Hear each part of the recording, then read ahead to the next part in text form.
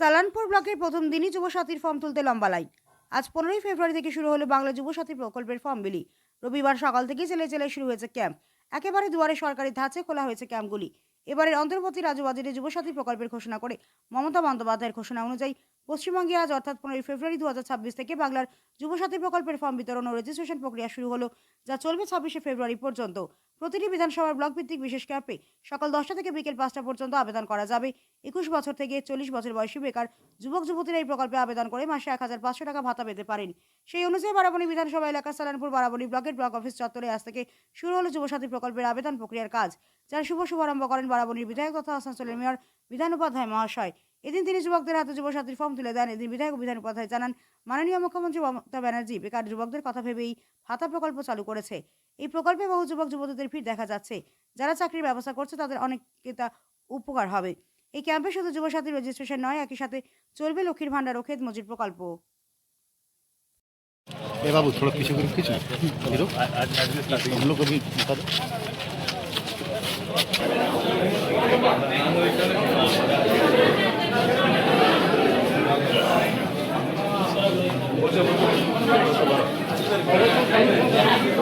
करने से सब मिल जाएगा।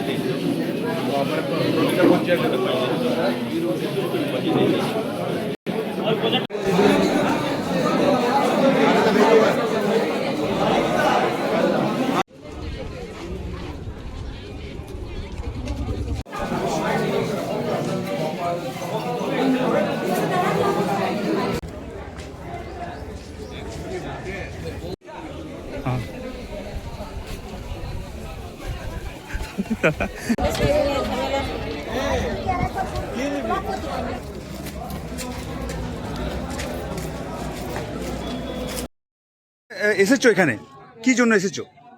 ওই যুবতী ফর্ম ফিল আপ করতে। যুবসাথী ফর্ম ফিল আপ করতে। তো কতক্ষণ এসেছো আজকে? একটু আগে ফর্ম নিয়েছো? তো এই যে ফর্ম ফিল আপ করছো, মাননীয় মুখ্যমন্ত্রী যে নয়া প্রকল্প করেছে, তো কি বলবেন এই ব্যাপারে? হ্যাঁ, যারা মানে মাধ্যমিক পরীক্ষার কোনো কাজ নেই তাদের জন্য ঠিক আছে, মাসে মাসে একটা মানে এই প্রকল্প আর কি মানে কতটা মানে আপনার সাধুবাদ জানাবেন? কি নাম? স্বপ্না হেমব্রম। কোথা থেকে এসেছো? আল্লাহ কি হচ্ছে এখানে, আপনি কিসের ফর্ম ফিল আপ করছেন? যুবসাথী প্রকল্পের ফর্ম ফিল আপ হচ্ছে। আচ্ছা, কোথা থেকে এসেছেন আপনি? প্রতাপপুর। তার জন্য ঠিকই করেছে। তো এটাকে কি ধন্যবাদ দেবেন মুখ্যমন্ত্রীকে, না কি বলবেন এই ব্যাপারে? হ্যাঁ, নিশ্চয়ই ধন্যবাদ, সবার একটু সুবিধাই হবে। কি নাম আপনার? মিলিত। কি যুবসাথীর ফর্ম ফিল আপ করছেন? তো তো এই ফর্ম নিয়েছেন? তো কি বলবেন এই যে মুখ্যমন্ত্রী মমতা ব্যানার্জি যে এটা করেছে প্রকল্পটা, কি বলবেন এই ব্যাপারে? খুব মানে উদ্যোগটাই কি বলবেন? সাধুবাদ। তো মানুষের অনেক হেল্প হবে, পড়াশোনার জন্য একটু হেল্প হবে, তাই তো? কি নাম আপনার? এসছেন কি জন্য এখানে? এখানে এই যুবসাথীর যে ফর্ম ফিল আপ হচ্ছে সেটা জমা দিচ্ছে, আচ্ছা, এটা জমা করতে এসেছি। জমা করতে এসেছেন। আপনি ফর্ম তুলেছেন হ্যাঁ, তুলেছি। কোন জায়গায়? এটা বিডিও অফিসে এসেছেন? হ্যাঁ, বিডিও অফিসের একটু পাশের একটা অফিস আছে ওইখানে। আচ্ছা, মুখ্যমন্ত্রী মমতা ব্যানার্জি যে প্রকল্প এটা বের করেছে যুবক যুবতীদের জন্য, তুই কি বলবেন এই ব্যাপারে? হ্যাঁ, দেখুন মানে যেখানে চাকরি নেই আর নেই সেই জায়গায় দাঁড়িয়ে এই জায়গাটা দিয়েছে, তো আপনি কি বলবেন এই বিষয়ে? এটাতে একটু সেক্ষেত্রে আমাদের মানে চাকরি বাকরির ক্ষেত্রে যতদিন না পাচ্ছি একটু পড়াশোনা চালিয়ে যাওয়া বা এই ফর্ম ফিল আপ, পরীক্ষা সেন্টার যাওয়া, এগুলোতে একটু হেল্প হবে। আচ্ছা, অনেকটা সুবিধা হবে। হ্যাঁ, তো মুখ্যমন্ত্রীকে এই ব্যাপারে কি কতটা সাধুবাদ জানাবেন? অবশ্যই ভালো জিনিস, একটা ভালো উদ্যোগ। এই উদ্যোগটাকে সাধুবাদ জানাবেন। হ্যাঁ, ধন্যবাদ। কি নাম আপনার? আমার নাম সৌরভ মন্ডল। কোথায় বাড়ি? আমার বাড়ি কল্যাণগ্রাম 1। মমতা বন্দ্যোপাধ্যায় যেটা রেজিস্ট্রেশনের জন্য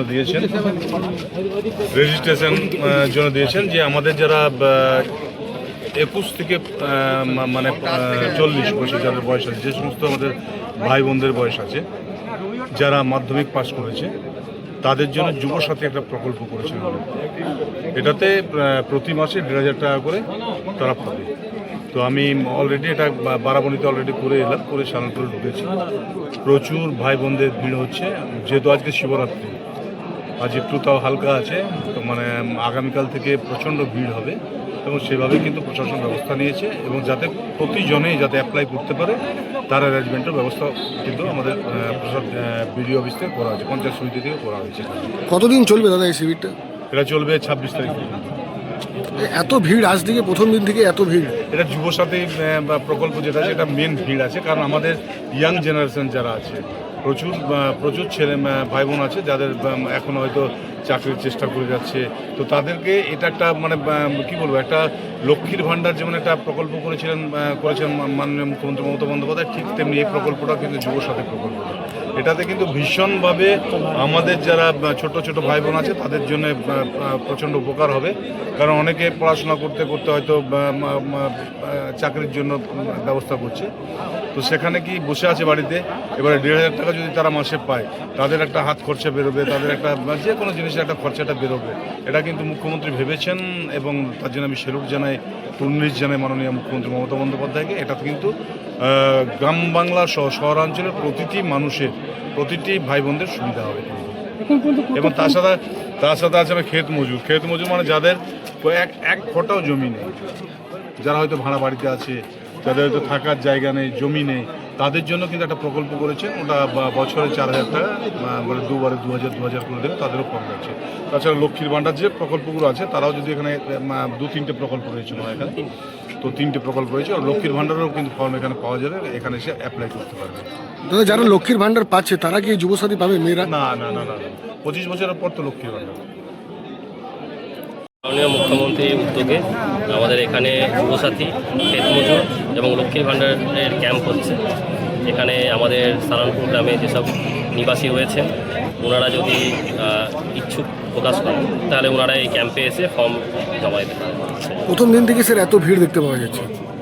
হ্যাঁ, মানুষের মধ্যে একটা উন্মাদনা রয়েছে, যেহেতু যুবসাথী মানে 21 থেকে 40 বছর পর্যন্ত যেসব যুবক যুবতী যারা এখনও পড়াশোনা করেছে, মাধ্যমিক দেওয়ার পর তারা যে প্রিপারেশান নিচ্ছে, যে চাকরির প্রিপারেশান নিচ্ছে বা অন্য কিছু চেষ্টা করছে, সেই সময় তারা যে উৎসাহ পায়, সেই জন্য এই স্কিমটা চালু করেছেন মাননীয় মুখ্যমন্ত্রী। 1,500 টাকা করে পার মান্থ তাদেরকে দেওয়া হয়।